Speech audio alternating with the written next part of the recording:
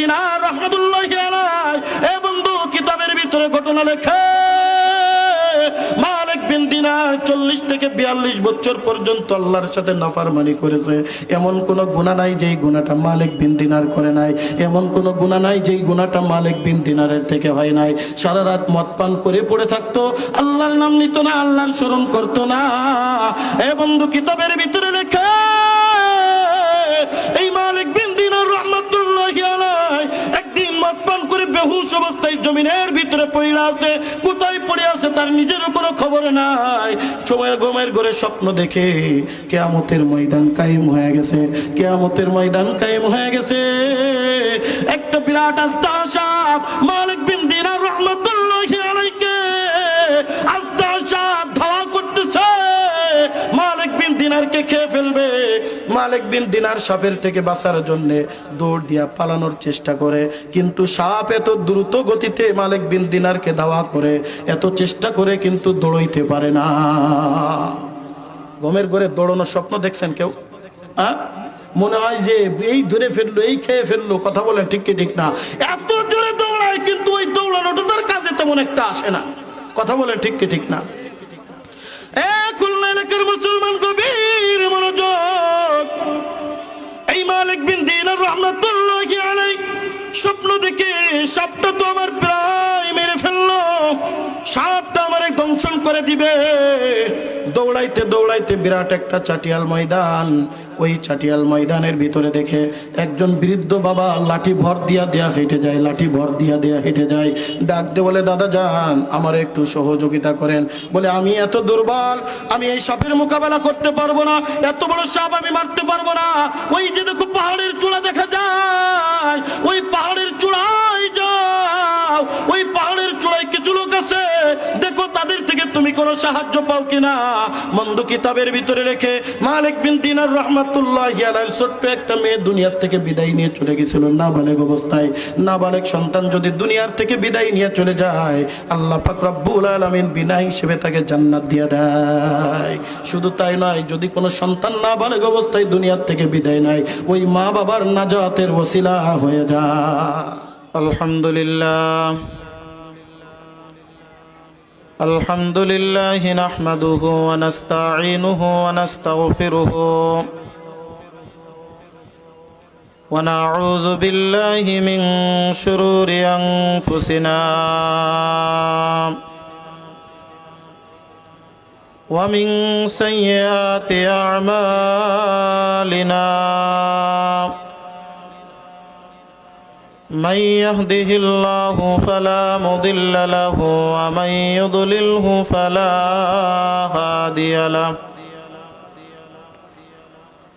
ونشهد أن لا إله إلا الله وحده لا شريك له ونشهد أن سيدنا وسندنا وحبيبنا وحبيب ربنا وطبيبنا وطبيب قلوبنا محمد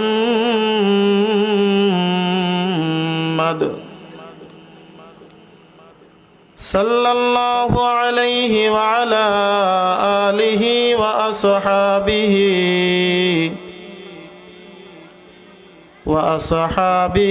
وأزواجه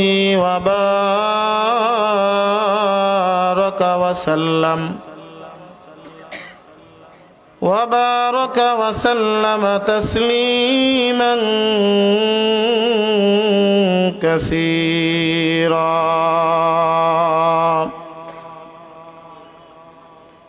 وداعيا إلى الله بإذنه وسراجا وقمرا منيرا. أما بعد فأعوذ بالله من الشيطان الرجيم. بسم الله الرحمن الرحمن الرحيم قل يا عبادي الذين أسرفوا على أنفسهم لا تقنطوا من رحمة الله إن الله يغفر الذنوب جميعا إنه هو الغفور الرحيم صدق الله المولانا العظيم وصدق رسوله النبي الكريم ونحن على ذلك من الشاهدين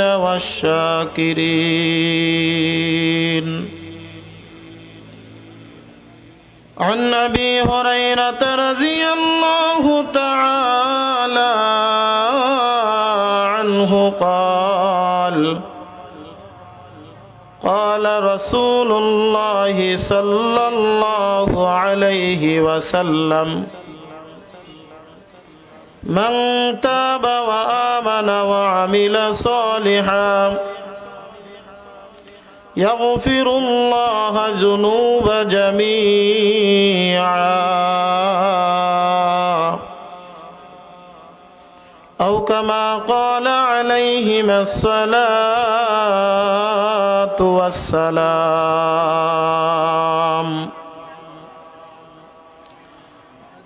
الحمد لمن قدر خيرا وقبالا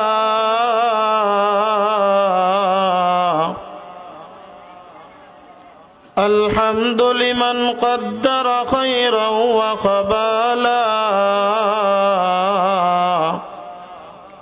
والشكر لمن صور حسنا وجمالا لا ضد ولا ند ولا حد لمولى لا ضد ولا ند ولا حد لمولى الآن كما كان ولم يلق زوالا ميدور ہو مجبور ہو اے سید عالم دیدار دکھاتے نہیں آواز سنا دو یہاں ہم سب مسافر ہیں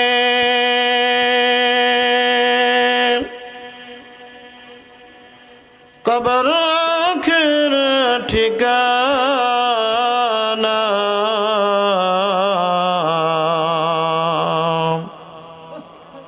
کوئی آگے روانہ ہے کوئی پیچھے روانہ لا الہ الا اللہ لا ইলাহা ইল্লাল্লাহ এই সাউন্ডটা একটু বাড়াও বেসটা বাড়াও সাউন্ডটা বাড়াও ক্লিয়ার করে রাখো লা ইলাহা ইল্লাল্লাহ লা ইলাহা ইল্লাল্লাহ লা ইলাহা ইল্লাল্লাহ লা ইলাহা ইল্লাল্লাহ লা ইলাহা ইল্লাল্লাহ হালকা একটু ইকো দিলাম নেই কোনো মাবুদ আল্লাহ ছাড়া লা ইলাহা ইল্লাল্লাহ লা ইলাহা ইল্লাল্লাহ লা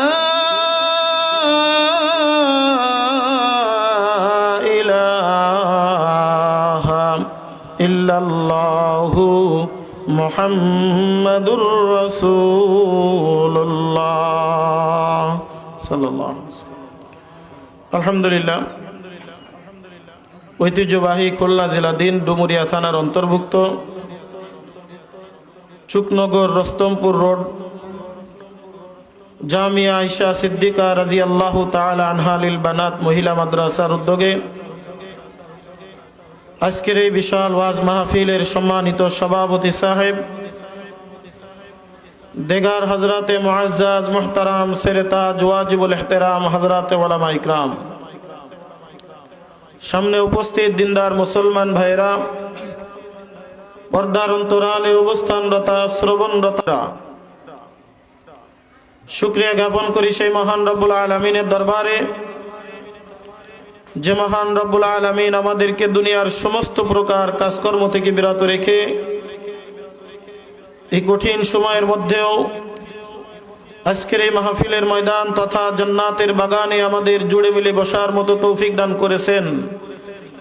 সে মহান রব্বুল আলামিনের দরবারে আমরা সকলেই অন্তরের অন্তরস্থল থেকে শুকরিয়া জ্ঞাপন করি, বলি আলহামদুলিল্লাহ। প্রিয় হাজিরিন, রাত আস্তে আস্তে অনেক দীর্ঘায়িত হয়ে যাচ্ছে। আল্লাহ পাক রব্বুল আলামিনের অসংখ্য দয়া এবং মায়া, যিনি আমাদেরকে কঠিনতম পরিস্থিতির মধ্যেও এরকম একটি বরকতময় মজলিস জান্নাতের বাগানে এসে বসার মতো তৌফিক করেছেন, এত সুন্দর একটি জান্নাতের বাগানে কায়েম করার মতো সুযোগ করে দিয়েছেন, অসংখ্য শুকরিয়া সে মহান রব্বুল আলামিনের দরবারে। আল্লাহ পাক রব্বুল আলামিন যাদেরকে ভালোবাসেন, মহব্বত করেন, তাদেরকে এরকম বরকতময় মজলিসে আসার বসার মতো তৌফিক দান করেন, সুযোগ করে দেন। কথা বলেন ঠিক কিনা? দুনিয়ার মধ্যে যত মজলিস আছে আল্লাহ পাকের কাছে সব থেকে প্রিয় মজলিস হলো কোরআন ও হাদিসের আলোচনার মজলিস, জিকিরের মজলিস, দ্বীনি মজলিস, যেই মজলিসে আল্লাহ এবং আল্লাহর রাসূলের কথা হয়, যে মজলিসে কোরআন ও হাদিসের আলোচনা হয়, যে মজলিসে মাওলা পাকের জিকির আজগার হয়, আল্লাহ পাকের দরবারে সব থেকে গুরুত্বপূর্ণ এবং বরকতময় মজলিস হলো এটা। আল্লাহ রাসূলের পরিভাষায় হলো জান্নাতের বাগান। কিসের বাগান? জোরে বলি কিসের বাগান? জান্নাতের বাগানে তো তারাই আসতে পারে যারা জান্নাতি মানুষ। কথা কোন ঠিক কিনা? জান্নাতের বাগানে সবাই আসতে পারে না। আল্লাহ পাক যাদেরকে জান্নাতি হিসেবে কবুল করেছেন বা কবুল করবেন, তারাই কিন্তু এই জান্নাতের বাগানে আসার মতো বসার মতো সুযোগ পায়। আল্লাহ পাক রব্বুল আলামিন নিঃসন্দেহে আমাদেরকে ভালোবাসেন, মহব্বত করেন, বিধায় আমরা এরকম বরকতময় মজলিসে আসতে পেরেছি, বসতে পেরেছি। সে মহান মালিকের দরবারে শুকরিয়াতান খুশি হয়ে আরো একবার বলেন আলহামদুলিল্লাহ। এই মাহফিলের ময়দানে আসতে পেরে খুশি না বেজার? জোরে বলেন খুশি না বেজার? খুশির আওয়াজ আসতে হয় না জোরে হয়?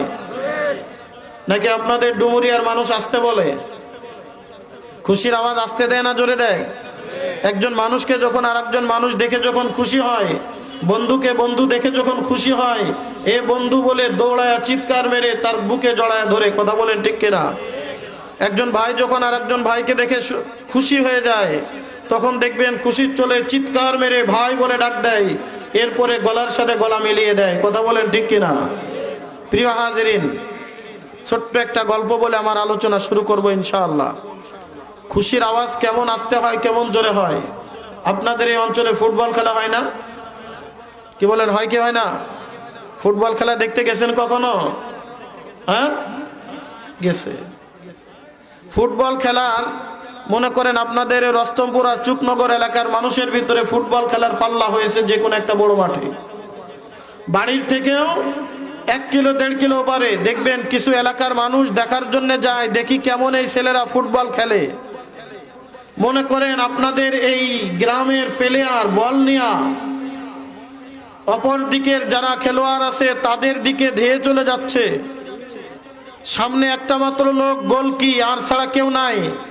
বিরাট একটা এরকম বড় একটা গোলকি বানানো, আপনাদের প্লেয়ারের পায়ের কাছে বল, ওদিকে গোলকি, সামনে দাঁড়ানো আর কেউ নাই। এখন একটা শট মারলেই গোল হয়ে যাবে। বলেন তো এই সময় এই এলাকার মানুষ খুশি হয় না বেজার হয়?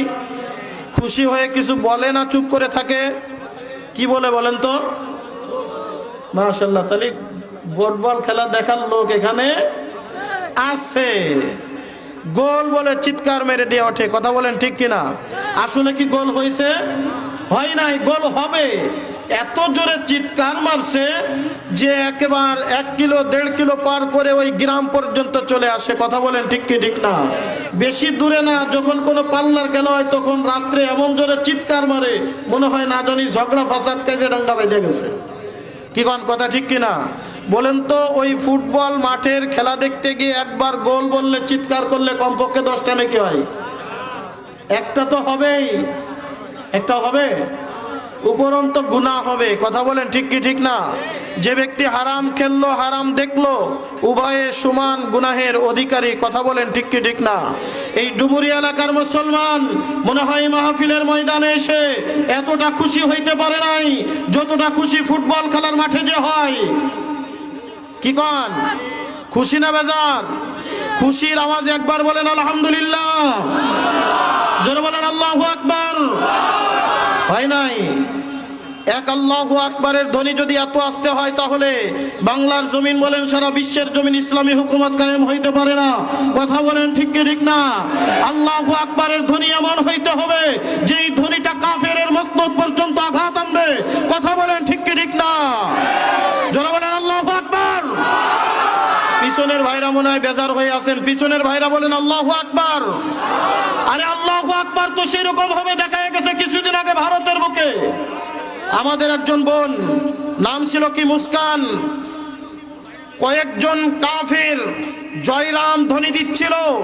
সেই জয়রাম ধ্বনি হাজার শত শত যুবকের জয়রাম ধ্বনির মোকাবেলায় একবার আল্লাহু আকবার বলে ডাক দিছে, সারা বিশ্ব কেঁপে উঠেছে, কথা বলেন ঠিক কি ঠিক না? ডুমুরিয়ার মজলিস থেকে যদি আল্লাহু আকবারের ধ্বনি দিতে পারি আমার মন বলে কাফিরের মস্তকে আঘাত আনবে, কথা বলেন ঠিক কি না? দেওয়া যাবে।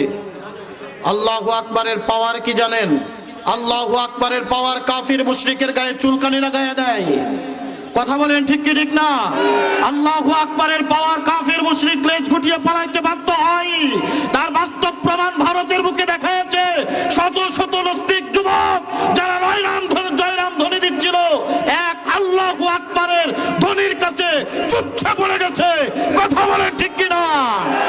আজও যদি আমরা ঠিক ওই রকম নারায়ে তাকবীর আল্লাহু আকবারের ধ্বনিতে মুখরিত করে তুলতে পারি আমার মন বলে সেদিন বেশি দূরে নয় বাংলার জমিনেও ইসলামী হুকুমত কায়েম হয়ে যাবে, কথা বলেন ঠিক কি না?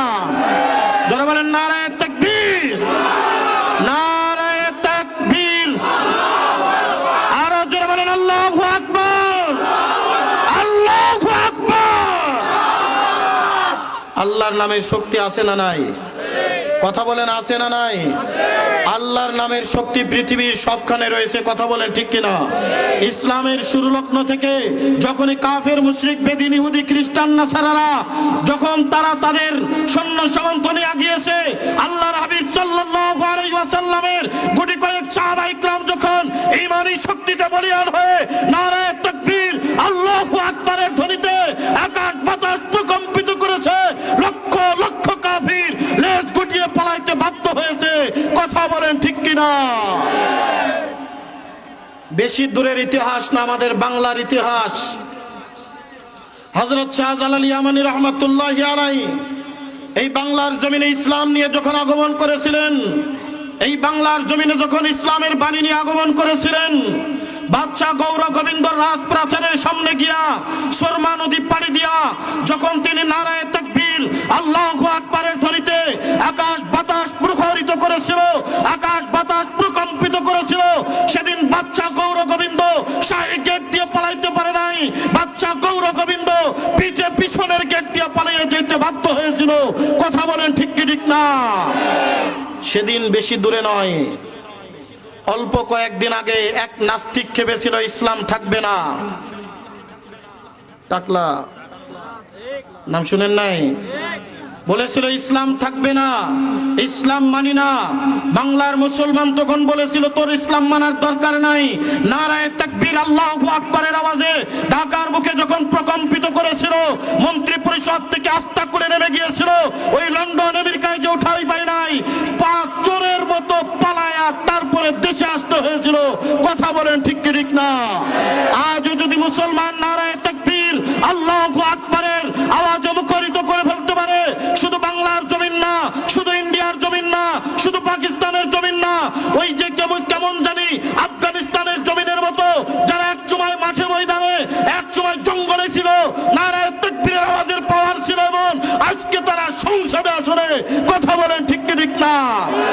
আজও যদি আমরা নারায়ে তাকবীরের আওয়াজ দিয়া আকাশ বাতাস প্রকম্পিত করতে পারি, আল্লাহর আওয়াজকে আজকে যদি আমরা আজও উঁচু করে ফেলতে পারি, আমার মন বলে সেদিন বেশি দূরে নয়, এই বাংলার জমিনেও কালেমার পতাকা উড্ডীন হয়ে যাবে, উড্ডীন হয়ে যাবে, উড্ডীন হয়ে যাবে।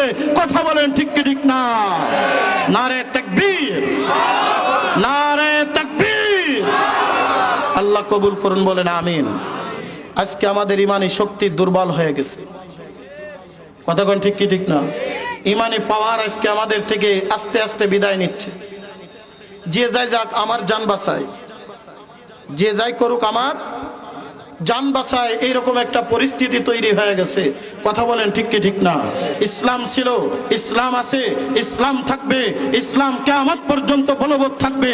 কথা বলেন ঠিক কি ঠিক না? যারা ইসলামকে নিভিয়ে দিতে আসছে তারা ধ্বংস হয়ে গেছে, আসবে যারা ধ্বংস হয়ে যাবে। কথা বলেন ঠিক কি ঠিক না? আল্লাহ পাক রব্বুল আলামিন বলেন, ইউরিদুনা লিইউতফিউ নূরাল্লাহি বিআফওয়াহিহিম ওয়াল্লাহু মুতিম্মু নূরিহি ওয়ালাউ কারিহাল কাফিরুন।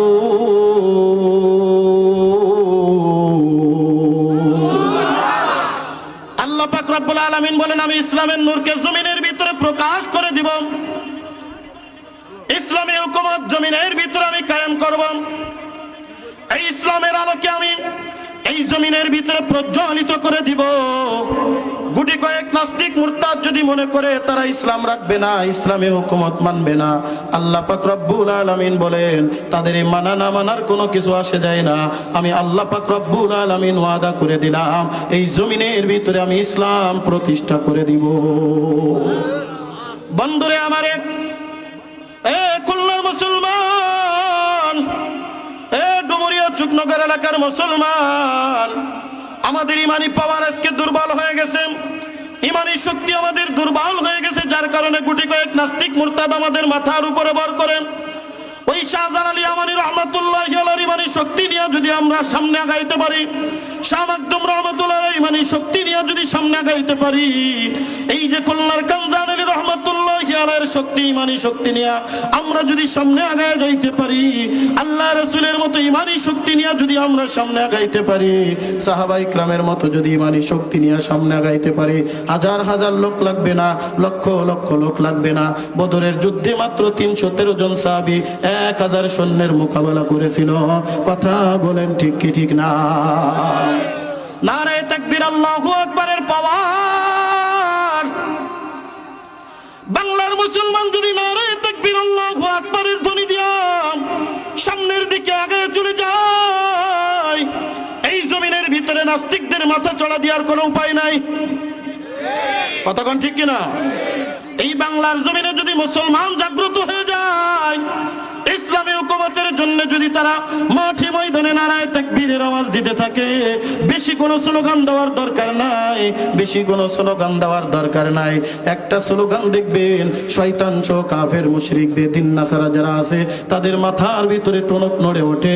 এই আল্লাহু আকবারের আওয়াজ তারা সহ্য করতে পারে না। কথা বলেন ঠিক কিনা? এই জন্য যেখানেই আমাদের পরাজয় মনে হয়, সেখানে যদি আমরা নারায়ে তাকবীরের আওয়াজ সামনে বুলন্দ করে দিতে পারি, ইতিহাস সাক্ষী কাফের মুশরিক লালেজ গুটিয়ে পালাইতে বাধ্য হয়েছে।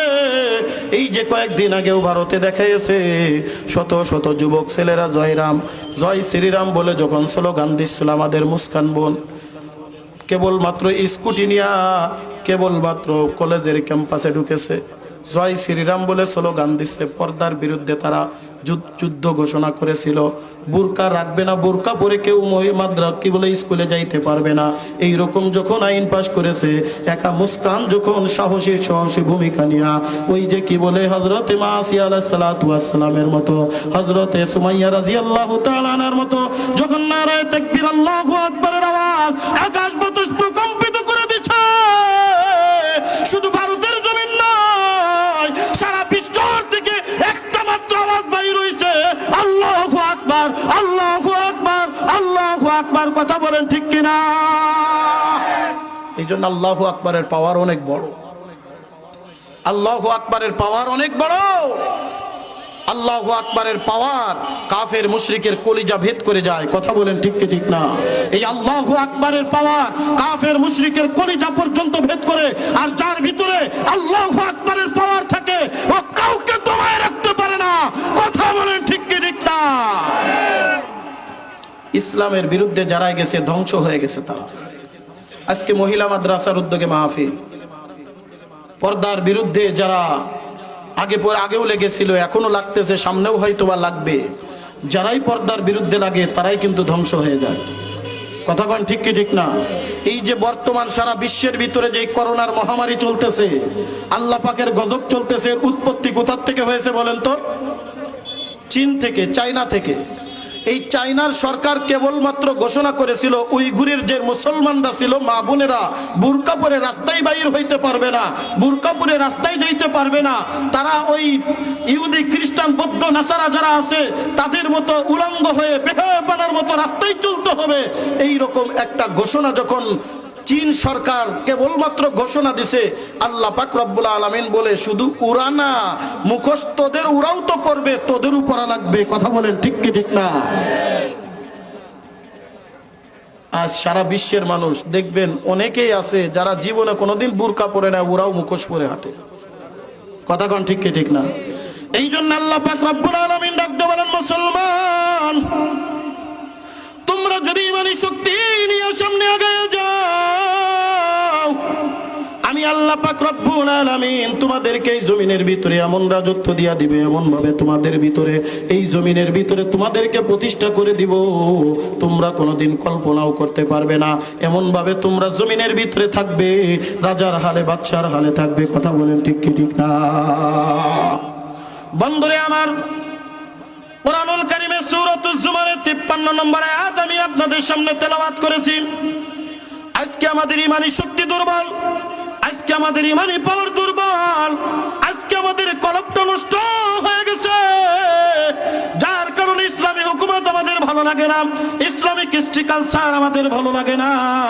আমরা গুনাহ করতে করতে এমন পর্যায়ে চলে গেছি, আজকে আমাদের গুনাহ করতে করতে কলবটা এত ময়লা আবর্জনা হয়ে গেছে বন্ধু, এমন ভাবে হয়ে গেছে গুনাহের কাজ আমাদেরকে বড় ভালো লাগে, দিনের কাজ আমাদের কাছে বড় খারাপ লাগে। কথা বলেন ঠিক কি ঠিক না? মুসলমান এইরকম ভাবে যদি মালিকের দরবারে যাও, মালিকের দরবারে যদি এইভাবে যাও, আল্লাহর দরবারে কিন্তু কোনো নাজাত পাওয়ার উপায় থাকবে না। এই জন্য আল্লাহ পাক রব্বুল আলামিন ডাকতে বলেন, কুল ইয়া ইবাদিয়াল্লাযীনা আসরাফু আলা আনফুসিহিম লা তাকনাতু মির রাহমাতিল্লাহ।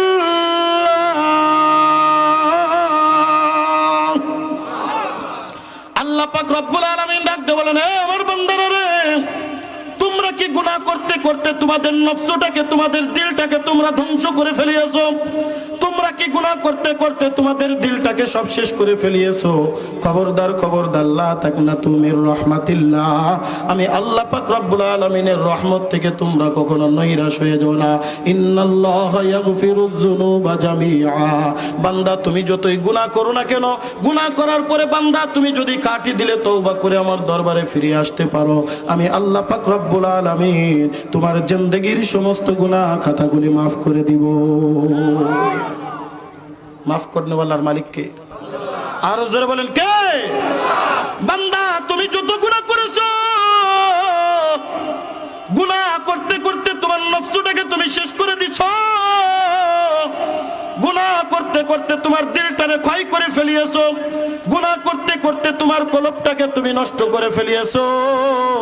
বান্দা আমার রহমত থেকে তুমি নৈরাশ হয়ে যেও না, আমার রহমতের প্রতি তুমি নৈরাশ হয়েও না, আমার রহমতের প্রতি তোমার আশা রাখো। আল্লাহ পাক রব্বুল আলামিন বলেন ইন্নাল্লাহা ইয়াগফিরুয যুনুবা জামিআ, আল্লাহ পাক রব্বুল আলামিন তোমার জীবনের সব গুনাহগুলি মাফ করে দিবে। কি দরকার? আল্লাহর দরবারে খাঁটি দিলে মাপ চেয়ে ফিরে আসতে হবে, ফিরে আসলে আল্লাহ পাক সব গুনাহ খাতা মাফ করে দিবেন। ওয়াদা কার? আরো জোরে বলেন কার? আল্লাহ পাক রব্বুল আলামিন বলেন সব গুনাহ মাফ করব, জামিআ, একটা দুইটা নয়, শুধু সগীরা না। তওবা করে ফিরে আসো, আমার রহমতের আশায় ফিরে আসো, আমি আল্লাহ তোমার সব গুনাহ খাতা মাফ করে দেব। খুলনা এলাকার মুসলমান গভীর মনোযোগ। আল্লাহ পাক রব্বুল আলামিন এই বান্দাদের জন্য রহমতের চাদর নিয়ে বসে আছে। বান্দা শুধু বান্দা আল্লাহ পাক রব্বুল আলামিনের দরবারে একবার ফিরে আসা দরকার। যত গুনাহ করো না কেন, যত গুনাহ করো না কেন, বান্দা তুমি যদি ফিরে আসতে পারো, আল্লাহর দরবারে যদি খাঁটি দিলে তওবা করে নিতে পারো, আল্লাহ পাক রব্বুল আলামিন বলেন আমি সব কিছু ভুলিয়ে দিব, সব কিছু মিটাইয়া দিব।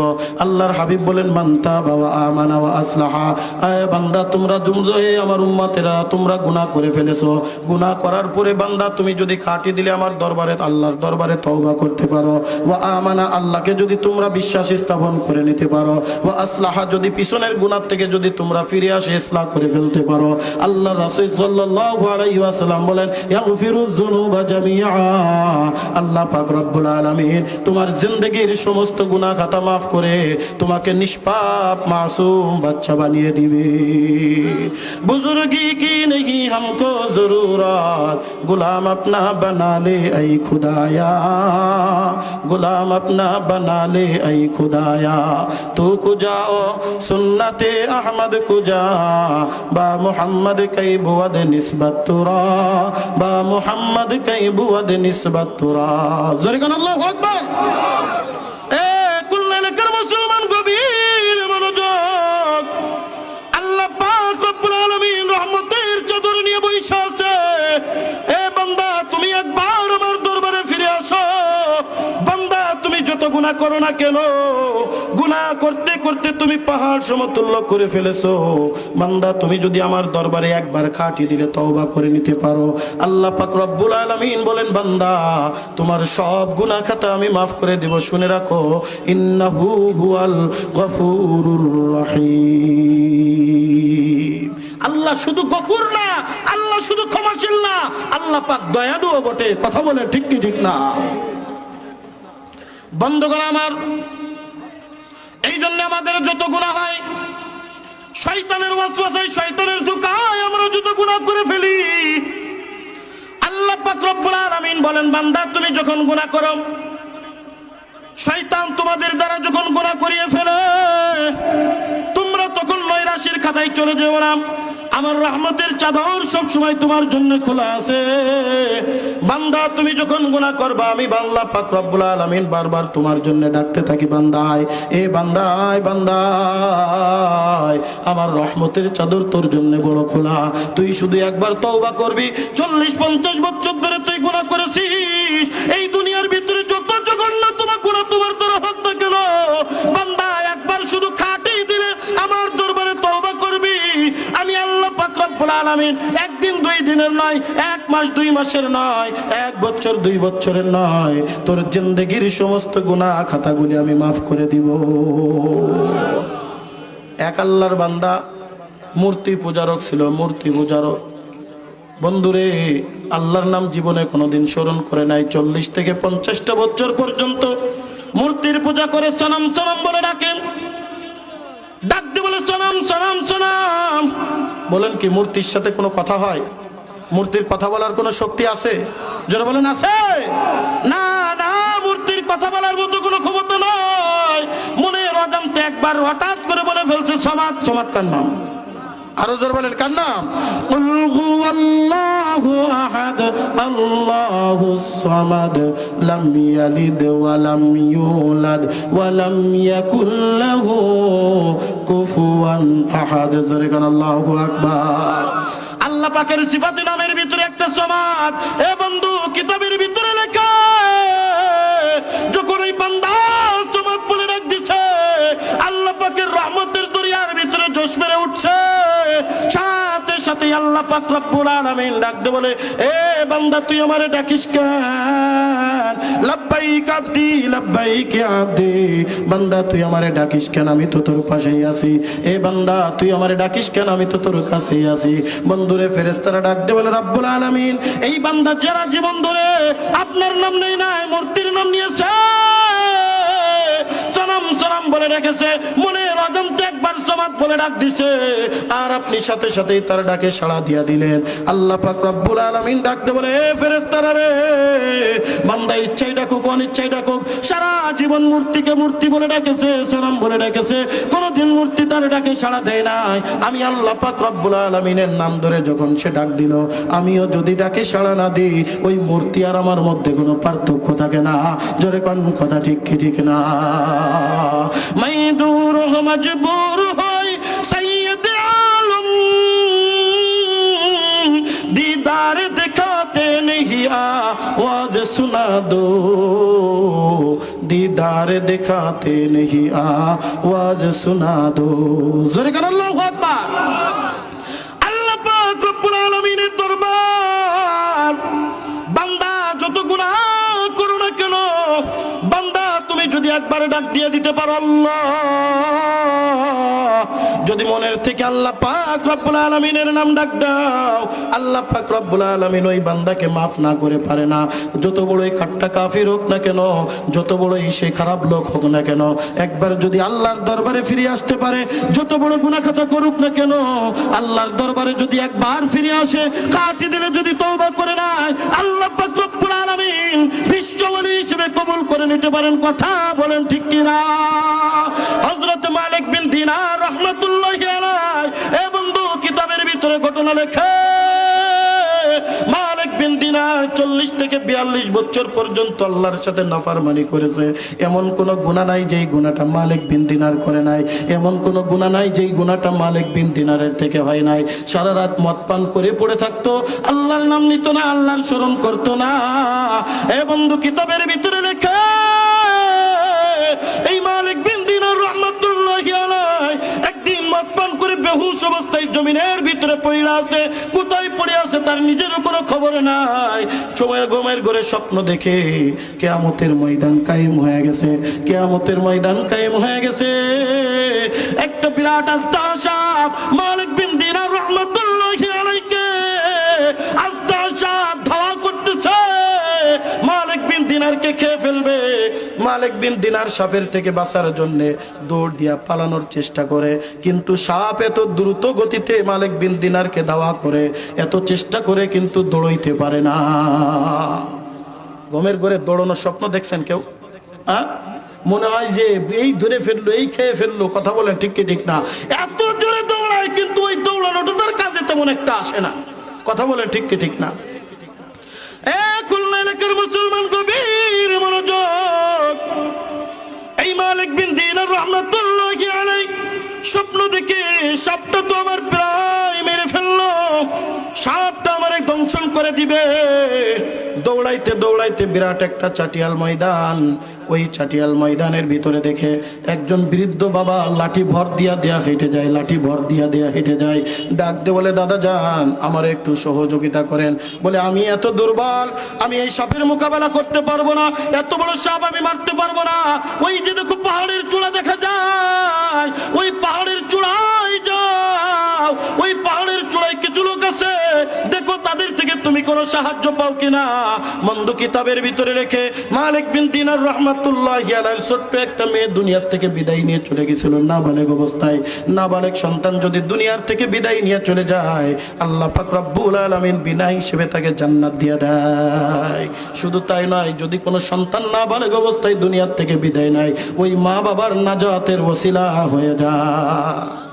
এই জন্য ছোট বাচ্চা যদি দুনিয়ার থেকে বিদায় নেয়, কান্নাকাটি করার বেশি প্রয়োজন নাই। ছোট বাচ্চা মারা গেলে আল্লাহর দরবারে শুকরিয়া আদায় করেন, আল্লাহ হয়তো এই ওসিলায় আমাকে মাফ করে দিতে পারে। কথা বলেন ঠিক কি ঠিক না? মালিক বিন দিনার রাহমাতুল্লাহি আলাইহি দেখেন ছোট্ট ছোট্ট বাচ্চারা খেলাধুলা করে। মালিক বিন দিনার দৌড়াইতে দৌড়াইতে ওই উপরে উঠা গেছে, পিছনে সাপ সবল মারবে মারবে ভাব। এরকম একটা সময় হঠাৎ করে দেখি তার ছোট্ট বাচ্চারা দৌড়ায় চলে আসছে, বাবারে জড়ায় ধরছে। আব্বা জান, আপনি এত জোরে দৌড়াচ্ছেন কেন, হাঁপাচ্ছেন কেন? বলে, আমার সন্তান তুমি কোথায় ছিলা? তুমি তো না দুনিয়ার থেকে বিদায় নিয়ে গেছো।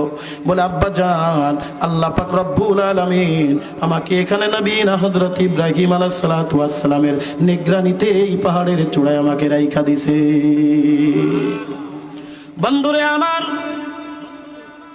হযরত মালিক বিন দিনার রাহমাতুল্লাহি আলাইহি বলেন, এ সন্তান, ওই যে দেখো বিরাট একটা সাপ, ওই সাপটা আমাকে দংশন করার জন্য পিছু নিয়েছে। আমি এত চেষ্টা করি কিন্তু সাপ থেকে বাঁচতে পারতেছি না।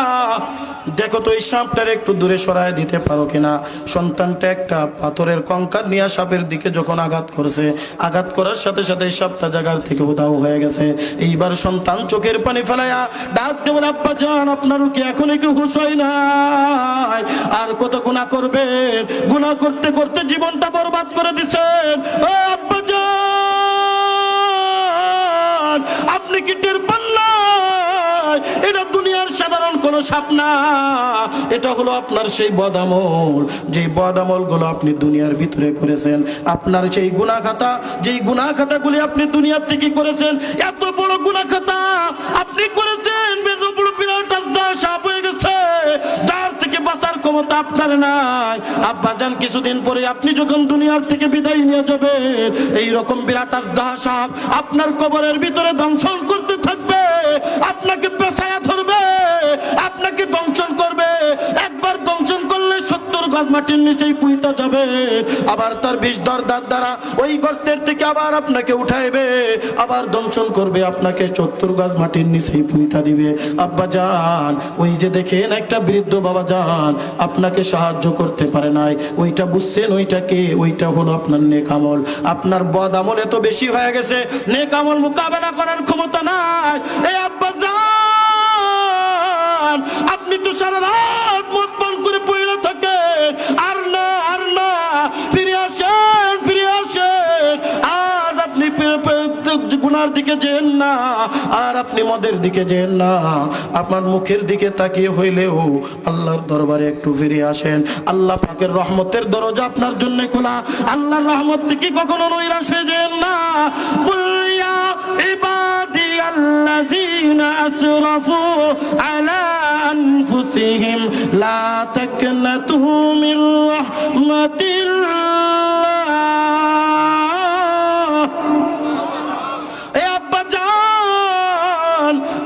রহমতের দরজা সব সময় আপনার জন্য খোলা, আল্লাহর রহমতের থেকে কখনো নৈরাশ হয়ে যান না।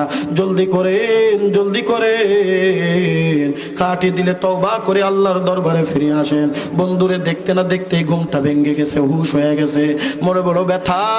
আমার সন্তান আমার কি বললো, দিলের ভিতরে অনুতপ্ত হয়ে গেল, চোখের দিকে টপ টপ টপ টপ করে পানি পড়ে। আর কি করলাম সারা জীবন, আমার সন্তান পর্যন্ত আমার দেখে না, ওই কিয়ামতের কঠিন মুসিবতে আমার কি হবে? দৌড়ায় আর ডাকতে বলে, মালিক বিন দিনার তো ধ্বংস হয়ে গেছে। উলামা ইকরামের কাছে দৌড়ায় চলে গেছে, হুজুর, জীবনে এমন কোনো গুনাহ নাই যেই গুনাহ আমি করি নাই, জীবনে এমন কোনো গুনাহ নাই যেই গুনাহ আমার দ্বারা হয় নাই। হুজুর, আমার একটু তওবা পড়ায়া দেন, কালেমা পড়ায়া দেন, নতুন করে একবার মুসলমান বানাইয়া নেন, আল্লাহ কি আমাকে মাফ করবে? আল্লাহর হাবিব ডাক দিয়ে বলেন, যুবক, এ পর্দার অন্তরালের মাগো, এ আমার মুরব্বী বাবাজিরা, আল্লাহর হাবিব ডাক দিয়ে বলেন, মান তাবা ওয়া আমানা ওয়া আমিলা সালিহান ইয়াগফিরুল্লাহু যুনুবান জামিআ।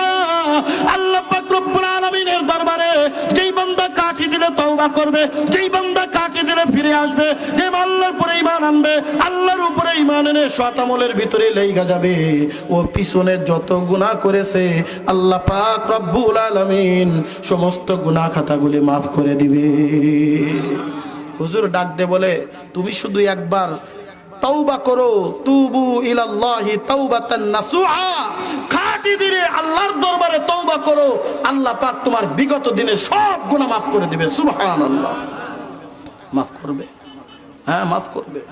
শুধু মাফ না, যদি আল্লাহর দরবারে ঈমান আনতে পারো, আল্লাহকে বিশ্বাস স্থাপন করতে পারো, নেক আমল করতে পারো, আল্লাহ তোমাকে বিশ্বমালেই কবুল করে নিতে পারেন। কথা বলেন সুবহানাল্লাহ।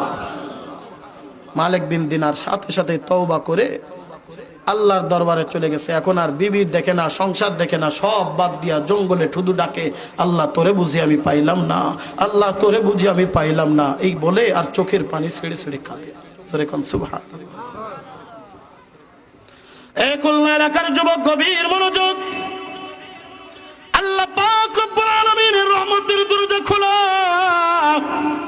বান্দা তুমি যদি আল্লাহর দরবারে ফিরে আসতে পারো, জীবনে যত গুনাহ করেছো, জেনে করেছো না জেনে করেছো, ইচ্ছাই করেছো অনিচ্ছাই করেছো, সগীরা করেছো কবিরা করেছো, আল্লাহর দরবারে একবার ফিরে আসো। আমার আল্লাহর দরবার নৈরাশার দরবার না, আল্লাহর দরবার ফিরে যাওয়ার দরবার না। বান্দা শুধু যদি তওবা করে আল্লাহর দরবারে যদি ফিরে আসতে পারে, আল্লাহ পাক রব্বুল আলামিন এমন ভাবে তাকে মাফ করে দেয়, আল্লাহ পাক রব্বুল আলামিন তাকে জান্নাত হিসেবে কবুল করে নেয়। জোরে জোরে কোন সুবহানাল্লাহ। বুজুর্গি কি নেহি हमको जरूरत, गुलाम अपना बना ले ऐ खुदाया, गुलाम अपना बना ले ऐ खुदाया। तू को जाओ सुन्नते अहमद को जा, बा मोहम्मद कई बुअद निस्बत तुरा, बा मोहम्मद कई बुअद निस्बत तुरा। जोरे कन अल्लाहु अकबर, और जोरे अल्लाहु अकबर। ए खुलना एलाकार मुसलमान गभीर मनोयोग, আল্লাহর দরবারে তওবা করলে কেমন গুনাহ আল্লাহ মাফ করে গো। আপনারা সবাই জানেন আল্লাহ রাসূলের কলিজার টুকরা চাচা ছিলেন হযরত হামজা রাদিয়াল্লাহু তাআলা আনহু। যে হামজা রাদিয়াল্লাহু তাআলা আনহু আল্লাহ রাসূলের হাতে হাত দিয়া যেদিন থেকে কালেমা পড়ে মুসলমান হয়েছেন, ওই দিন থেকে ইসলামের তারাক্কি এমন ভাবে বাড়ে গেছে, এমন ভাবে বাড়ছে। বন্ধুরে, হামজা রাদিয়াল্লাহু তাআলা আনহু যেদিন ইসলাম গ্রহণ করে হাতেমে কাবার ভিতরে যায় নাঙ্গা তলোয়ার হাতে নিয়ে দাঁড়িয়ে গেছে, ডাক দিয়ে বলে, এ মক্কার কাফেরেরা, আমি হামজা ইসলাম ধর্ম গ্রহণ করেছি, আমার ভাতিজার পাশে আমি দাঁড়িয়ে গেলাম, আমার ভাতিজার সাথে যদি কেউ কোনো দুর্ব্যবহার করে, হামজার তলোয়ার তার কল্লা দ্বিখণ্ডিত করে দিবে। জোরে কন্না সুবহানাল্লাহ। কোন কাফের আল্লাহ রাসূলের সামনে আসার সাহস পায় নাই। হামজা যতদিন বেঁচে ছিল আল্লাহ রাসূলের সাথে এমন ভাবে লেগেছিল, যতদিন বেঁচে ছিলেন ততদিন আল্লাহ রাসূলের কাছে কোনো কাফির ভিড়তে পারে নাই। সুবহানাল্লাহ। বন্ধুরে আমার গভীর মনোযোগ, এই হামজা রাদিয়াল্লাহু তাআলা বদরের যুদ্ধের ময়দানে একদিক থেকে আল্লাহ রাসূলের শাশুড়ি হয় হিন্দা, আবু সুফিয়ানের স্ত্রী। হিন্দার বাবাকে হযরত হামজা রাদিয়াল্লাহু তাআলা আনহু যুদ্ধের ময়দানে তাকে হত্যা করেছিলেন। এ বন্ধু, হাদিসে পাকের ভিতরে আসছে, কিতাবের ভিতরে লেখে, হিন্দা সেদিন থেকেই একটা আজমবিল জজম করেছিল, একটা কসম করেছিল, আমার বাবাকে যেই হামজা হত্যা করেছে, এই হামজার যতক্ষণ পর্যন্ত কলিজা আমি চিবায়া না খাবো, ততক্ষণ পর্যন্ত আমি স্বামীর কাছে যাব না, ততক্ষণ পর্যন্ত আমার মনটা বড় স্থির হবে না। বন্ধু গভীর মনোযোগ, হিন্দা এবার পুরো মদিনাতুল মুনাওয়ারার ভিতরে বড় একজন তীরন্দাজ খোঁজা শুরু কইরা দিল। হামজাকে শহীদ করা লাগবে, হামজাকে হত্যা করে দিতে হবে, হামজাকে মেরে ফেলতে হবে, হামজার কলিজা চিরে, হামজার বুকটা চিরে তার কলিজা টেনে দেওয়া লাগবে। কাকে তলাশ করা যায়, কাকে পাওয়া যায়? খুঁজতে খুঁজতে ওয়াহাশী নামক একজন ব্যক্তিকে পাওয়া গেল। ওয়াহাশীর বড় তীরন্দাজ ছিল, ওয়াহাশী বড় নির্দয় ছিল, যার দিলে কোনো তেমন একটা মায়া দেয়া ছিল না। এ বন্ধু, ওয়াহাশীকে ভাড়া করা হলো। যুদ্ধের ময়দানে তুমুল বেগে যখন যুদ্ধ চলবে, তোমার একটা মাত্র টার্গেট হবে, তোমাকে 100টা উট তোমাকে দান করা হবে। যে উটটা বড় দামি, এইরকম এইরকম 100টা উট তোমারে দান করা হবে তুমি যদি হামজার কলিজাটা আমাকে নিয়ে আসতে পারো। বন্ধুরে, যুদ্ধের ময়দানে যুদ্ধ শুরু হয়ে গেছে, তুমুল বেগে যুদ্ধ শুরু হয়ে গেছে। উহুদের ময়দানে মুসলমানেরা ছিন্ন বিচ্ছিন্ন হয়ে যায়, কাফেররা এক প্রকার বিজয় অর্জন করে ফেলতেছে। এইরকম একটা মুহূর্তে হযরত হামজা রাদিয়াল্লাহু তাআলা আনহু ঘোড়ার পিঠে সওয়ার হইয়া কাফেরদের সাথে তুমুল বেগে যুদ্ধ করে ওয়াহাশির একটা মাত্র টার্গেট কিভাবে এই যে হযরতে হামজাকে কিভাবে হত্যা করে ফেলা যায়, দূর থেকে এরকম ভাবে তীর ধনুক শুরু করে দিছে মারার জন্য। এত দূর থেকে মারছে, হযরতে হামজা রাদিয়াল্লাহু তাআলা আনহুকে তেমন একটা দেখা যায় না, কিন্তু নির্ভুল নিশানা হযরতে হামজার কপালের উপরে ওয়াহাশির এরকম তীরটা যে বিদ্ধ হয়ে গেল।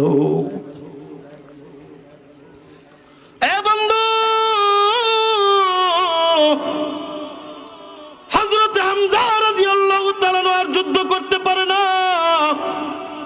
ঘোড়ার থেকে পড়ে গেলেন। আস্তে আস্তে হামজা দুনিয়ার থেকে বিদায় নিয়ে চইলা গেলেন।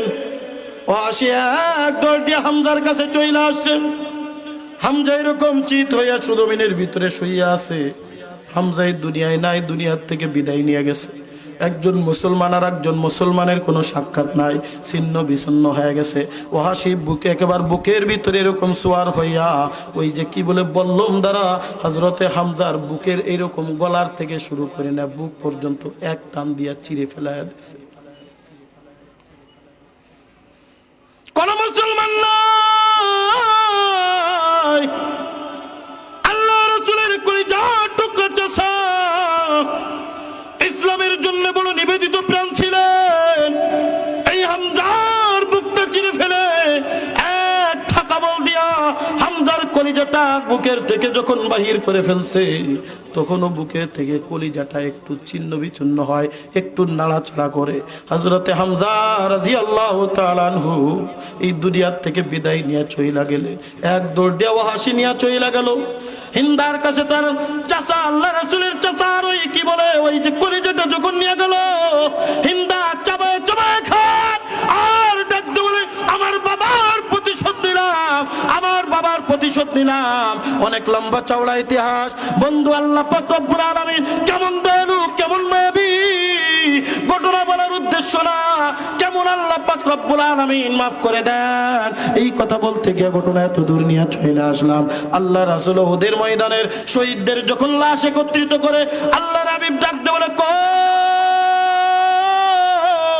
আমার চাচাকে তো আমি দেখতে পাই না, আমার চাচা গেল কই, আমার চাচা গেল কই। খুঁজতে খুঁজতে দেখে উহুদের এক প্রান্তে আল্লাহ রাসূলের চাচা হযরতে হামজা রাদিয়াল্লাহু তাআলা আনহুর লাশ মুবারকটা পড়ে আছে। বুকটা গভীর ভাবে ছিল, বুকের ভিতরে তেমন একটা কিছুই নাই, পেটের ভিতর থেকে নাড়ি বুড়ি পর্যন্ত বাহির কইরা ফেলছে, চক্ষু দুইটা উপড়ায় ফেলছে, কলিজাটা ভিতর থেকে ওয়াহাশি নিয়া চইলা গেছে। পোস্টমর্টেম করার রোগী আপনারা দেখছেন কিনা? পোস্টমর্টেম করা মৃত্যু লাশ দেখলেই কিন্তু কলিজাটা কেঁপে ওঠে। কথা বলেন ঠিক কি ঠিক না? এ বন্ধু, আল্লাহর হাবিবের কাছে যখন হযরতে হামজা রাদিয়াল্লাহু তাআলা আনহুকে যখন আল্লাহর হাবিবের কাছে আনলেন, আল্লাহ রাসূল নিজেকে আর স্থির করে রাখতে পারে নাই, টপ টপ করে চোখের পানি ফেলায়া এক দৌড় দিয়া হামজা রাদিয়াল্লাহু তাআলা আনহুকে বুকের সাথে জড়ায় ধরে ডাকতে বলে, চাচা যান, সারা জীবন আপনি আমাকে কত আদর করেছেন, কত ভালোবেসেছেন। জন্মের আগেই মা বাবাকে হারিয়েছি, 6 বছর বয়সে মাকে হারিয়েছি, 8 বছর বয়সে দাদাকে হারিয়েছি, আরে নবুয়ত প্রাপ্তির পর আমার চাচা আবু তালেবকে হারিয়েছি। আপনি ছিলেন আমার বড় আদরের মানুষ, আপনি বড় ছিলেন আমার প্রিয় মানুষ। এ চাচা যান, এই ওদের ময়দানে এমন নির্মম ভাবে আপনাকে শহীদ করে দেওয়া হলো, আমি একটু টের পাই না। এ চাচা, আপনি আমাকে ক্ষমা করে দিয়েন, আপনি আমাকে ক্ষমা করে দিয়েন। কাল কিয়ামতের ময়দানে আমার বিরুদ্ধে যেন আল্লাহর দরবারে নালিশ দিয়া দিয়েন না। বন্ধু, আল্লাহ রাসূল চোখের পানি টপ টপ টপ টপ করে ফেলায়, সমস্ত সাহাবায়ে কেরামের চোখের ভিতরে পানি টপ টপ করে পড়ে। এইবার লাশ এরকম কোলের উপরে রাখছে, কোলের উপরে লাশটা রাইখা ডাক দে বলে, এ সাহাবীরা তোমরা কি জানো এইরকম ভাবে নির্মম ভাবে আমার চাচাকে কে শহীদ করেছে? সাহাবা ইকরাম ডাক দে বলে, আল্লাহর রাসূল শুনেছি তার নাম হলো ওয়াহশী, মদিনার অমুক প্রান্তে তার বাড়ি, সে বড় তীরন্দাজ, বড় নির্দয়, বড় কঠিন হৃদয়ের মানুষ। শুনেছি সে প্রথম আপনার চাচার মাথার উপরে তীর নিক্ষেপ করেছে, এরপরে আপনার চাচার বুকটা চিরেছে, এরপরে আপনার চাচার বুকের ভিতর থেকে কলিজাটা টান দিয়ে বাহির করেছে, এরপরে নাড়ি বুড়িটা বাহির করেছে, সব জমিনের ভিতরে ছাড়ায়া ছিটিয়া কলিজাটা নিয়ে গেছে। এরপরে শুনেছি হিন্দা নামক একজন মহিলা, এই মহিলাটা আপনার চাচার কলিজাটা চাবায়া চাবায়া খেয়েছে। কত বড় নির্মম! একজন মানুষের কলিজাটা বাহির করে টান দিয়ে ছিঁড়ে ফেলে, আস্ত কলিজা, মানুষের কলিজা চাবায়া চাবা খায়। কত বড় নির্মম মানুষ, নির্দয় মানুষ, কত বড় গুনাহের অধিকারী। আল্লাহর হাবিব সাল্লাল্লাহু আলাইহি ওয়াসাল্লাম উহুদের প্রান্ত থেকে ঘোষণা শুরু কইরা দিলেন, সাহাবীরা রে, ওয়াহশীর আর এই দুনিয়ায় বেঁচে থাকার কোনো উপায় নাই। যেখানেই তোমরা ওয়াহশীকে পাবে সেখানেই তাকে হত্যা করে দিবে, তার কল্লাটা আমার সামনে আনবে। ওয়াহশীর আর দুনিয়ার বেঁচে থাকার কোনো অধিকার নাই। ওয়াহশী আল্লাহ রাসূল আমার চাচাকে এমন ভাবে নির্মম ভাবে শহীদ করেছে, এই ওয়াহশীকে আর দুনিয়ায় বেঁচে রাখা লাভ নাই। যার সামনে পড়বে সেই তার কল্লা দ্বিখণ্ডিত করে ফেলবে। আমি রাসূলের ওয়ার্ডার দিয়া দিলাম। বন্ধু সাহাবা ইকরাম নাঙ্গা তলোয়ার নিয়া মদিনার অলিতে গলিতে ঘুরে, মদিনার অলিতে গলিতে ঘুরে ওয়াহশীর কাছে সংবাদ পৌঁছে গেল, আল্লাহ রাসূল তার কল্লা নেওয়ার জন্য সাহাবা ইকরামদেরকে অর্ডার দিয়ে দিছে, যেখানেই পাবে সেখানেই হত্যা, যেখানেই পাবে সেখানেই কল্লা দ্বিখণ্ডিত করবে। ওয়াহশী দিক বিদিক হারিয়ে এইবার ইহুদি পণ্ডিতের কাছে চইলা গেল, ডাক দিয়ে বলে, পণ্ডিত বাঁচার একটা উপায় বলো, মদিনার চতুর্দিকে ঘিরা ফেলছে, আমার তো মদিনার থেকে বাহির হওয়ার কোনো সুযোগ নাই, কিভাবে আমি বাঁচতে পারি, কিভাবে আমি দুনিয়ায় জিন্দেগি যাপন করতে পারি, একটা উপায় বলো। পণ্ডিত ডাক দিয়ে বলে, না, আল্লাহর হাবিব যখন অর্ডার দিয়ে দিছে, সাহাবা ইকরাম নিজের জীবনের বাজি রেখে তোমার কল্লা নিবে, এর ভিতরে কোনো সন্দেহ নাই। কথা বলেন ঠিক কি ঠিক না? আল্লাহর ওয়ার্ডার, আল্লাহ রাসূলের ওয়ার্ডার যেখানে, সেখানে কিন্তু মুসলমান কোনোদিন পিছপা হয় না। কথা বলেন ঠিক কি না? আল্লাহর হুকুম মানার জন্য যুবক জীবন দিতে রাজি হয়, আল্লাহর হুকুম মানার জন্য যুবক জীবন দিতে রাজি হয়। কথা বলেন ঠিক কি না? ইসলামের জন্য যদি বলা হয় জীবন দেন, জীবন দিব না? পিছপা হব? হাত তুলে দেখান কে কে রাজি আছেন। নারায়ে তাকবীর, নারায়ে তাকবীর। এটাই হলো ইসলামের একটা বৈশিষ্ট্য। দুনিয়ার কোন ধর্মের জন্য মানুষ জীবন দিতে চায় না, কিন্তু মুসলমান ইসলামের জন্য, রাসূলের কথা ফলো করার জন্য, আল্লাহর কথা ফলো করার জন্য মুসলমান নিজের তাজা রক্ত, নিজের তাজা জীবন পর্যন্ত রাজপথে বিলিয়ে দিতে প্রস্তুত হয়ে যায়। কথা বলেন ঠিক কি ঠিক না? এটাই হলো মুসলমানের বৈশিষ্ট্য। ইহুদি পণ্ডিত ডাকতে বলে, ওয়াহশী বাঁচার একটা রাস্তা আছে, একটা রাস্তা তুমি যদি অবলম্বন করতে পারো তাহলে তুমি বাঁচতে পারবে, নতুবা বাঁচার কোনো উপায় নাই। ওয়াহশী ডাক দে বলে, বলো, তাড়াতাড়ি বলো, কিভাবে আমি বাঁচবো, কিভাবে আমি বাঁচবো? বলে, যিনি তোমাকে হত্যা করার অর্ডার দিয়ে দিছে তার দরবারে তুমি চলে যাও, ইসলাম গ্রহণের আগ্রহ প্রকাশ করো, কালেমার পতাকা তুলে চইলা যাও, তবেই তুমি মাপ পেতে পারো, নতুবা পৃথিবীর যে কোনো প্রান্তে তুমি যাও না কেন, আল্লাহ রাসূলের সৈনিকেরা তোমার কল্যাণ নিয়ে আসবে। কথা বলেন ঠিক কিনা? শুধু তখন না, এখনো যুবক তৈরি। কথা বলেন ঠিক কিনা? ইসলামের জন্য যদি বলা হয় রাজপথে জীবন দিয়ে দিতে হবে, প্রমাণ করে দেখিয়েছে যুগে যুগে, যখনই সময় এসেছে গর্জে উঠেছে মুসলমান আর ইসলামের জন্য জীবনকে ওয়াকাতরে বিলিয়ে দিছে। কথা বলেন ঠিক কি ঠিক না?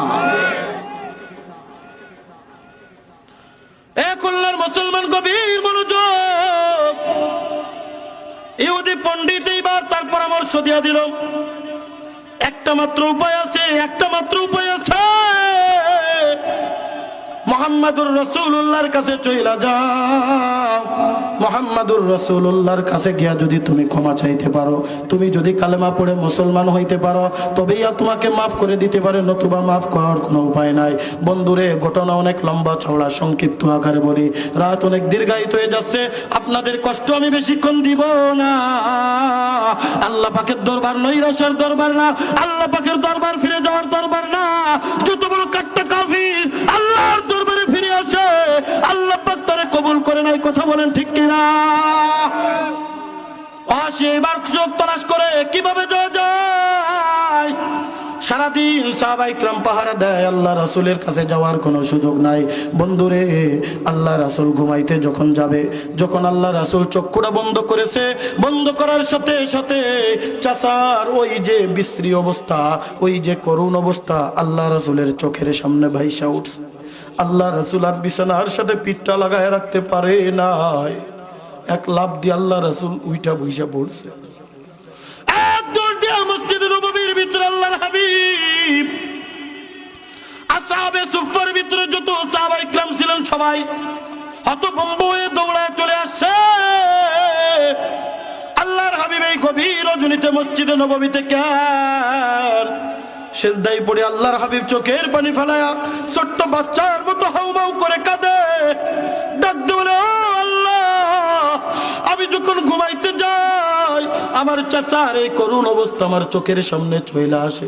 আল্লাহ গো, আমি তো ঘুমাইতে পারি না, আমি তো ঘুমাইতে পারি না, আমার চাচাকে আপনি মাফ করে দেন, আমার চাচাকে আপনি মাফ করে দেন। ও আল্লাহ, আমার ধৈর্য ধারণ করার তৌফিক দান করেন। এই বলে আল্লাহ রাসূল যখন এরকম মেহরাবের উপরে বসা, মেহরাবের উপরে বৈশা বৈশা আল্লাহর হাবিব সাহাবায়ে কিরামের সাথে মনের দুঃখে কিছু কথাবার্তা বলতেছে। ওয়াসির চোখে ঘুম নাই, সাহাবায়ে কিরাম কখন জানি আমার কল্লা নিয়ে যায়। মসজিদে নববীর চতুর্দিক থেকে ঘোরাফেরা করে, সুযোগ তলাশ করে। এ বন্ধু, ওয়াসি এক দৌড় দিয়ে দেখে গভীর রজনীতে দুই একজন মাত্র সাহাবী আল্লাহ রাসূলের পাশে বসা।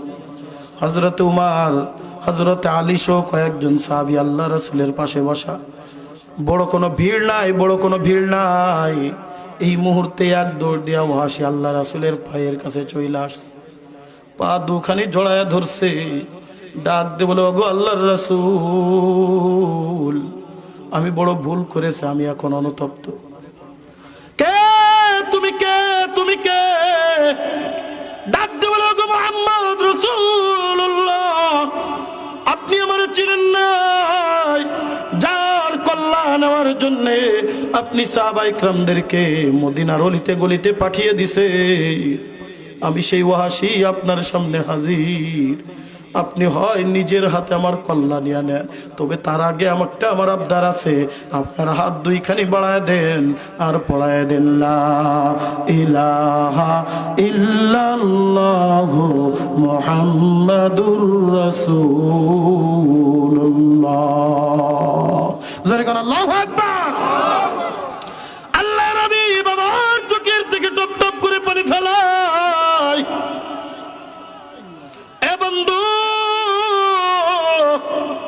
যাকে এতক্ষণ পর্যন্ত খুঁজতেছিলাম, এই দর্দনের শাস্তি দিয়েছে এত বড় কঠিন হৃদয়ের মানুষ যে আমার চাচাকে এমন ভাবে হত্যা করেছে, আমার শহীদ করেছে, আমার সামনে হাজির হয়ে গেছে। এ তো ভালো হইতে চাই, এ তো ফিরে আসতে চাই, এ তো তওবা করতে চাই, এ তো মাপ চাই। একে আমি মাফ না করে কেমনে পারি? ওয়ামা আরসালনাকা ইল্লা রাহমাতাল লিল আলামিন। আরো জোরে কোন আল্লাহু আকবার। আল্লাহর হাবিব সাল্লাল্লাহু আলাইহি ওয়াসাল্লাম বন্ধু চোখের থেকে টপ টপ টপ টপ করে পানি ফেলায়। আল্লাহ রাসূলের মুখে কোনো ভাষা নাই, কি বলবে? কি কর্তব্য বিমূঢ় হয়ে গেছে। একবার ডাইনে তাকায়, একবার বামে তাকায়, চোখের থেকে টপ টপ টপ টপ করে পানি পড়ে। সামনের দিকে এরকম তাকিয়ে আছে, চোখের থেকে টপ টপ করে পানি ফেলায়।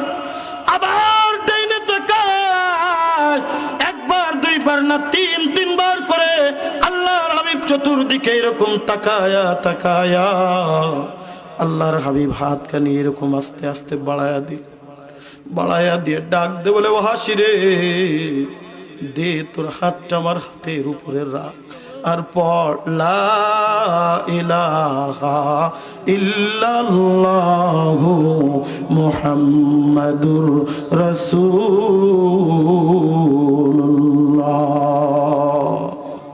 ওয়াহাশী মুসলমান হয়ে গেল। সাহাবা ইকরাম সব পাগলের মতো হয়ে গেছে। এত কঠিন হৃদয়ের মানুষ, আল্লাহ রাসূলের চাচাকে এত কঠিন ভাবে যে শহীদ করেছে, তাকে আল্লাহর হাবিব মাফ করে দিলেন। সাহাবা ইকরামের ভিতরে গুঞ্জন শুরু হয়ে গেছে।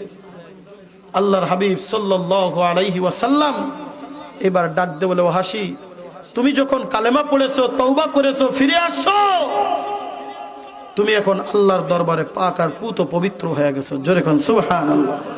আল্লাহ তোমার বিগত দিনের জীবনের সমস্ত গুনাহ মাফ করে দিছে, আর তোমার গুনাহ নাই। তুমি এখন আমাদের একজন ভাই, তুমি একজন মুসলমান ভাই। তবে ওয়াহাশী, একটা কথা মনে রাখো, আমার দরবারে তুমি যখন বসবা, তখন আমার দরবারে আমার সামনে তুমি আইসো না। তুমি আসলে আমার চাচার কথা বড় মনে পড়ে যায়। তুমি যদি সামনে বসো, আমার চাচার ওই কঠিন হত্যার যে দৃশ্য, শাহাদাতের দৃশ্যটা আমার মনে পড়ে যাবে। না জানি মনের অজান্তে তোমার জন্য যদি আমি রাসূল বদদুয়া দিয়ে দিই, তাহলে তোমার ধ্বংস ছাড়া কোনো উপায় নাই। তুমি যখন মজলিসে আসবে, তুমি তখন পিছনে বসবে। হযরতে ওয়াহাশী রাদিয়াল্লাহু তাআলা এবার আল্লাহর হাবিবের হাত চেপে ধরছে। জোরে কন্যা সুবহান। চেপে ধরছে, এরকম এমন ভাবে চেপে ধরছে, হাত এরকম চেপে ধরছে, হাতের আঙ্গুল আল্লাহ রাসূলের এরকম পাতার উপরে বৈশা গেছে। সুবহান। চোখের থেকে টপ টপ করে পানি ফেলায় দিছে। ডাক দিয়ে বলে, ইয়া রাসূলুল্লাহ, আমি নিজের দিল থেকে পশ্চাৎপদ করতে চাই, নিজের দিলের থেকে আল্লাহর কাছে মাপ চাই। আপনি আমাকে একটা দোয়া করে দেন। আপনার সামনে ততক্ষণ আসবো না যতক্ষণ পর্যন্ত আমি জান্নাত কামাই না করবো। সুবহানাল্লাহ। একটা দোয়া করে দেন, আমি যেন শাহাদাত বরণ করতে পারি। একজনকে আমি শহীদ করেছি, তার মোকাবেলায় যেন আমার কল্লাটা আমি কাফেরদের মাঝে বিলীন করে দিতে পারি। কল্লার মুসলমান, গভীর মনোযোগ। আল্লাহ পাক রব্বুল আলামিন ডাকতে বলেন, কুল ইয়া ইবাদিয়াল্লাযীনা আসরাফু আলা আনফুসিহিম লা তাকনাতু মির রাহমাতিল্লাহ। আল্লাহর রহমত থেকে কখনো নৈরাশ্য জোড়া। আল্লাহর হাবিব তাকে ডাক দিয়ে বলে, নাই, আমি তোর জন্য দোয়া করে দিলাম। তুই যত বড়ই গুনাহ করিস না কেন, যখন কালেমা পড়েছিস, তওবা করেছিস, আল্লাহ পাক রব্বুল আলামিন তোর জীবনের সমস্ত গুনাহ খাতাগুলি মাফ করে দিচ্ছে। আল্লাহ পাক তোকে নিষ্পাপ মাসুম বাচ্চা বানিয়ে দিচ্ছে। যা, আল্লাহ পাক তোরে মাফ করে দিক। আমি আল্লাহ পাকের কাছে দোয়া করে দিলাম। বন্ধুরা, ঘটনা এখানেই শেষ নয়। কিছুদিনের পরে আবার যুদ্ধের ডাক শুরু হয়ে গেছে। হযরতে ওয়াহাশী রাদিয়াল্লাহু তাআলা যুদ্ধের ময়দানে নামটা লিখায়া দিলেন। এ বন্ধু, কাফিরদের সাথে ওয়াহাশী বীর বিক্রমে জিহাদ করতে করতে ওয়াহাশীর কল্লাটা যখন দ্বিখণ্ডিত হয়ে গেছে, ওয়াহাশী যুদ্ধের ময়দানে শহীদ হয়ে গেলেন। আল্লাহর হাবিব যখন সাহাবা ইকরামের লাশটা দেখে, এবার আল্লাহ রাসূলের কাছে হযরতে জিবরিল আমিন হাজির হয়ে গেছে। জোরে কান্না সুবহানাল্লাহ। আল্লাহ রাসূলের কাছে জিবরিল আমিন এসে ডাক দিছে, আসসালাতু ওয়াসসালামু আলাইকা ইয়া রাসূলুল্লাহ, আসসালাতু ওয়াসসালামু আলাইকা ইয়া হাবিবাল্লাহ। ও গো আল্লাহর রাসূল, আপনি তো সবার লাশ পাইলেন, একজন সাহাবীর লাশ এখনো যুদ্ধের ময়দানে আছে, এখনো কেউ খুঁজে পায় নাই। বলে, কার লাশ? কার লাশ? বলে, আপনার চাচাকে নির্মমভাবে যার কল্লা নেওয়ার জন্য আপনি সাহাবা ইকরামদেরকে বলেছিলেন, ওই ওয়াহাশীর খবর আপনি রাখেন নাই। ওই ওয়াহাশী বীর বিক্রমে জিহাদ করতে করতে একজনের জন্য 70 জন কাফিরকে আল্লাহর জাহান্নামে পাঠায়া ওয়াহাশী রাদিয়াল্লাহু তাআলা যখন যুদ্ধ করে, কাফিররা একজন পিছন থেকে ওয়াহাশীর বাম হাতের উপরে যখন কোপ মেরে দেয়, বাম হাতটা এরকম ঝুইলা পড়ছে। ওয়াহাশীর যুদ্ধ করতে কষ্ট হয়। ওয়াহাশী নিজের ডাক দিয়ে বলে, এই ওয়াহাশী, এই কষ্ট তো তোর সহ্য করা লাগবে। তুই তো আল্লাহ রাসূলের মনে কষ্ট দিছিস। আল্লাহ রাসূলের যতক্ষণ পর্যন্ত দিলটা খুশ না করতে পারবি, তুই যেন দুনিয়ার থেকে বিদায় নিস না। এইরকম একটা হাতকে নিজের পায়ের নিচে দিয়া এক টান দিয়া নিজের হাত নিজে ছিঁড়া ফেলছে, ফিনকি দিয়া রক্ত বাইর হয়ে গেছে। ডান হাত দ্বারা ওয়াসি এরকম যুদ্ধ করে, জিহাদের ময়দানে তুমুল বেগে যুদ্ধ। ডান হাতের উপরে একবার যখন তরবারি দ্বারা আঘাত করেছে, ডান হাতটা এরকম ছিঁড়ে ছুঁড়া ফেলছে। ডান হাত নাই, বাম হাত নাই, পাও দ্বারা এবার তীর নিক্ষেপ করা শুরু কইরা দিছে। জোরে কান আল্লাহু আকবার। পাও দ্বারা যখন তীর নিক্ষেপ করে মুসলমান হঠাৎ করে হাঁটতে চলতে তেমন পারে না, কারণ দুইটা হাত নাই। দুইটা হাতের থেকে টপ টপ টপ টপ করে রক্ত জোরে ওয়াসি আর দাঁড়িয়ে থাকতে পারে না। ওয়াসি এরকম ঢুলে কিন্তু পাও দ্বারা তীরটা যখন নিক্ষেপ করে, পিছন থেকে একজন কাফির এসে ওয়াসির কল্লাটা দ্বিখণ্ডিত করে দিছে। আল্লাহর হাবিব ডাক দিয়ে বলে, সাহাবীরা রে, যা যত এই যুদ্ধের ময়দানে তলাশ কর, আমার ওয়াসি কই, আমার ওয়াসি কই। ওয়াসির ধর পায় কিন্তু মাথা নাই, মাথা পায় কিন্তু হাত নাই। হাত দুইটা পাইলেন, সব কিছু একত্রিত করলেন। আল্লাহ রাসূলের চোখের থেকে আবার টপ টপ টপ টপ করে পানি পড়ে। হাউমাউ করে কান্না করে রে ওয়াসি, আল্লাহর দরবারে তুই এত প্রিয় হয়ে গেছিস, আমি তাকায় তাকায় দেখতেছি তোরে জান্নাতে স্বাগতম জানানোর জন্য জান্নাতি ফেরেশতারা একজন দুইজন নয়, 70,000 সাহাবী, 70,000 জান্নাতি ফেরেশতারা তোরে নেওয়ার জন্য যুদ্ধের ময়দানে হাজির হয়ে গেছে। बुजुर्गी की नहीं हमको जरूरत, गुलाम अपना बना ले ऐ खुदाया, गुलाम अपना बना ले ऐ खुदाया। तू को जाओ सुन्नते अहमद को जा, बा मोहम्मद कई बुअद निस्बत तुरा, बा मोहम्मद कई बुअद निस्बत तुरा। ज़रे कन अल्लाहु अकबर, आरो ज़रे अल्लाहु अकबर। ए कुल्लर मुसलमान, अल्लाहर हबीब हजरत ওয়াসি রাদিয়াল্লাহু তাআলা বাল মুবারক এরকম রানের উপরে রাখে, ওয়াসির এরকম কল্লাটা এরকম হাতের ভিতরে এরকম মিলায়া দেয়, আর চোখের পানি ফেলে ডাক দে বলে, ওয়াসি তুই আমার চাচাকে শহীদ করে যেই পরিমাণ আমার মনে দুঃখ দিয়েছিলি, আজকে তুই যেভাবে বীরঙ্গনার সাথে যুদ্ধের ময়দানে জিহাদ করেছিস, আমি রাসূল তোর প্রতি এতটা খুশি হয়ে গেছি, এতটা খুশি হয়ে গেছি, আমি আল্লাহর কাছে তোর জন্য দোয়া করে যাই, আল্লাহ পাক যেন তোর বিগত সব দিনের গুনাহ মাফ করে বিনা হিসাবে তোরে যেন জান্নাত দিয়া দেয়। আল্লাহ পাক রব্বুল আলামিন ডাক দিয়ে বলেন, কুল ইয়া ইবাদিয়াল্লাযীনা আসরাফু আলা আনফুসিহিম লা তাকনাতু মির রাহমাতিল্লাহ। যত গুনাহ করো না কেন আল্লাহর দরবারে শুধু কাটি দিলে তওবা করো, আল্লাহ পাক রব্বুল আলামিন তোমার জিন্দেগীর সমস্ত গুনাহ খাতাগুলো মাফ করে নিষ্পাপ মাসুম বাচ্চা বানিয়ে দিবে। এই জন্য আমাদের একটাই এখন কাজ, যে কাজটা হলো আল্লাহ পাক রব্বুল আলামিনের দরবারে খাটি দিলে তওবা করা। গুনাহ করেছো, গুনাহ করতে করতে পাহাড় সমতুল্য করে ফেলেছো, আর না ফিরে আসো, এখনো সময় আছে। আল্লাহর রহমতের দরজা আমার আপনার জন্য খোলা, আল্লাহর রহমতের দরজা আমার আপনার জন্য খোলা। একবার মাত্র ডাক দে বল, আল্লাহ জীবনে গুনাহ করেছি মাফ করে দাও। আল্লাহ পাক বলতে দেরি, মাফ করতে 1 মিনিটও দেরি করবে না। জোরে জোরে কোন সুবহানাল্লাহ, জিকির করেন লা ইলাহা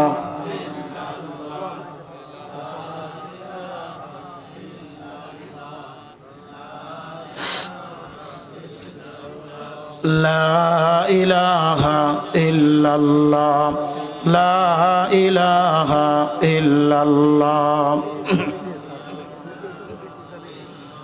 লা